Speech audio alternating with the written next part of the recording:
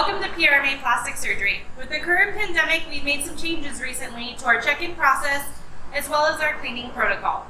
Come inside to see the new changes we've made.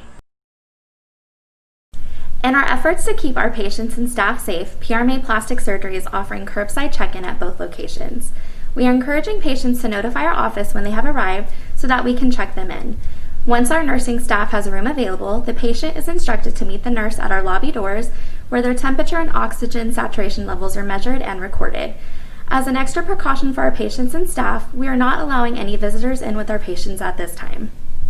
We've also implemented in-depth cleaning and sanitation protocols in patient rooms.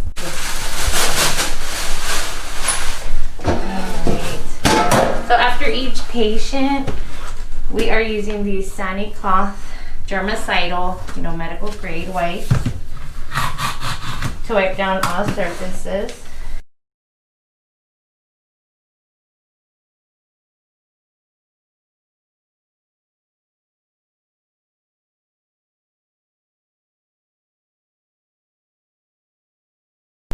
With the disinfectant spray as well.